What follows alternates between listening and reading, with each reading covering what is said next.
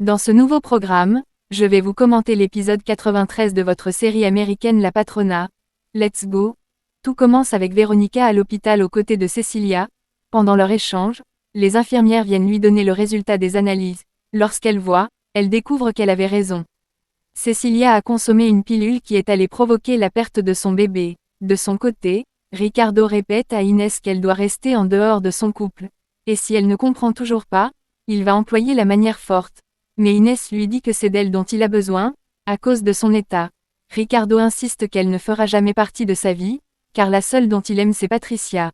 Mais Inès commence à lui faire du chantage, en disant que jamais s'il la laisse tomber, il va beaucoup le regretter. C'est trop tard pour y renoncer maintenant. Ricardo lui dit qu'elle ne pourra plus le faire chanter, car Patricia a tout découvert. Et malgré tout, elle lui est pardonnée. Par contre Inès le provoque en disant qu'il n'est qu'un homme impuissant. Et ce qu'il a vécu avec elle restera dans ses souvenirs. Ricardo la menace d'arrêter son délire. Mais Inès continue en disant qu'il finira par revenir vers elle, car elle est la seule qui lui fait ressentir des choses. À cette allure, Ricardo s'énerve franchement, et maudit le jour où il l'a connue et couché avec elle. Je trouve que Ricardo a fait preuve de loyauté et de fidélité dans cette partie. De son côté, pendant qu'Alejandro rôde dans le coin, il trouve Macario sur son chemin. Et il se rappelle de la fois où Gabriela lui disait que Macario était venu dans sa chambre à l'asile, dans le but de lui apporter un message d'Antonia, celle de la bastonner et de lui botter le ventre pour perdre son bébé.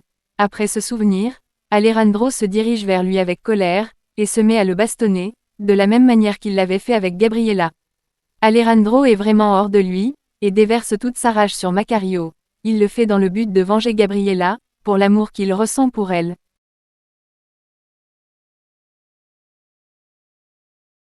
De leur côté, David arrive à l'hôpital, et demande des nouvelles de Cecilia. Cette dernière s'énerve, et dit à David que c'est sa grand-mère qui a tué leur bébé.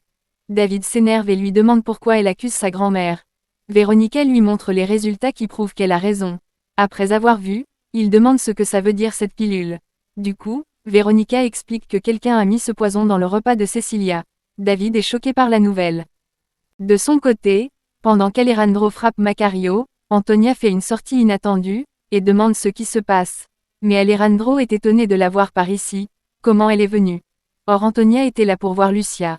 De son côté, David est curieux de comprendre comment Cecilia a pu avaler une pilule pour perdre leur bébé. Mais Cecilia lui répète qu'elle n'a jamais fait une chose pareille. David a toujours des doutes. Du coup, Veronica explique à David qu'elle a avalé inconsciemment lors du dîner avec sa grand-mère Antonia. Mais David est toujours naïf à l'idée de ne pas croire à cela. Par contre Cecilia a la pleine certitude que c'est l'œuvre de sa grand-mère, mais David est toujours borné, et refuse d'y croire. Cecilia lui dit d'ouvrir les yeux.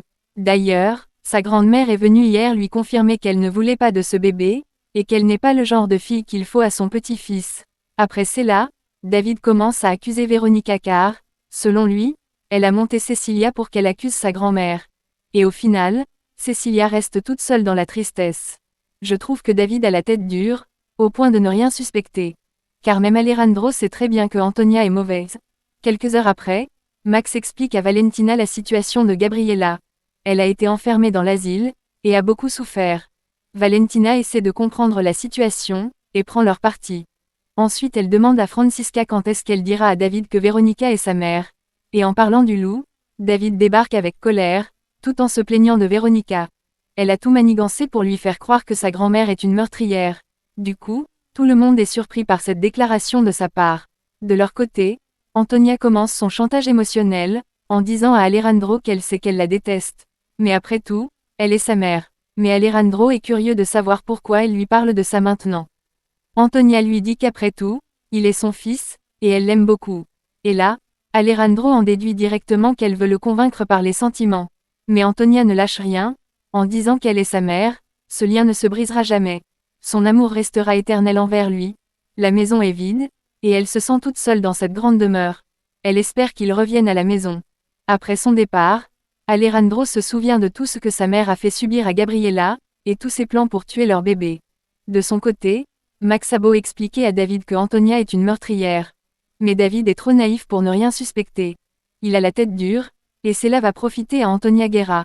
Et à son retour à la maison, il raconte tout à Antonia, lui disant qu'elle l'a même défendue, car tout le monde disait que c'est elle qui a empoisonné Cecilia pour tuer leur bébé. Du coup, Antonia a un nouveau allié digne de confiance. puis elle sert un verre d'alcool à David, de la même manière que son fils Fernando pour le rendre alcoolique. Quelques jours après, Hannibal compte voyager pour Mexico. Mais Antonia lui dit qu'il y a procès. Et s'il part, on va suspecter qu'ils ont fait un complot tous les deux, du coup, il doit aller procès. Et sa version profitera aussi à elle. Ce n'est pas le moment de la laisser toute seule. De leur côté, Ricardo ne peut malheureusement pas être le juge pour trancher, car son père est l'associé d'Antonia. Mais, Ricardo montre quand même sa bonne foi, en espérant que les Suarez remportent le procès. Pendant qu'il discute avec Alejandro, Inès le contacte pour lui dire qu'à cause de lui, elle a avalé un flacon de comprimé. Et elle se sent mal. Ricardo est obligé d'aller voir ce qui se passe de ce côté. Quelques heures après, Cecilia va vers la police pour porter plainte contre Antonia. Elle a mis une pilule dans son repas pour qu'elle perde son bébé. Rodrigo lui demande si elle a des preuves pour soutenir son argument. Et là, Cecilia lui donne le résultat des textes, disant qu'il s'agit d'une pilule qui a causé la perte de son bébé. Et c'était Antonia qui avait mis cette pilule dans une boisson qu'elle lui avait offerte. En analysant le texte, Rodrigo se souvient de ce jour où Antonia avait suggéré l'eau de Jamaïque à Cecilia pour sa grossesse. Du coup, il sait qu'Antonia est coupable. Plus tard, on assiste au grand procès qui consiste à prouver que les Suarez sont les véritables propriétaires de la mine de Chamuco. Le juge arrive et ouvre la séance. Mais pour le moment, les propriétaires de cette mine sont Antonia Guerra et Hannibal. On verra s'ils arriveront à conserver ce titre. Pendant le procès, la parole est donnée à Francisca. Et elle affirme que le tigre a été assassiné par Antonia Guerra. Puis sous l'ordre d'Hannibal, elle a été arrêtée par la police pour la prison, alors que son fils était encore petit. De son côté, Rodrigo continue son interrogatoire, en demandant à Cecilia si elle a vu quelqu'un mettre cette pilule dans l'eau qu'elle a bu. Cecilia lui dit qu'il était aussi sur place pour assister à la scène. Mais Rodrigo, comme toujours, essaie de contourner la situation en disant que ça ne prouve en rien que Guerra a fait cela. Il essaie de défendre Antonia vu qu'il est son allié. Cecilia lui confirme que juste après ce dîner, elle a commencé à saigner, puis elle a perdu son bébé. Rodrigo balaie en brèche toutes les accusations de Cecilia, en lui disant que tout ceci n'est pas une preuve évidente pour accuser Antonia. Cecilia lui demande alors si le texte n'est pas une preuve palpable. Rodrigo lui dit que ce n'est pas assez. Même le juge peut penser qu'elle a bu cette pilule pour avorter comme le font les jeunes filles. Mais Cecilia n'est pas d'accord avec lui, car elle voulait être une mère.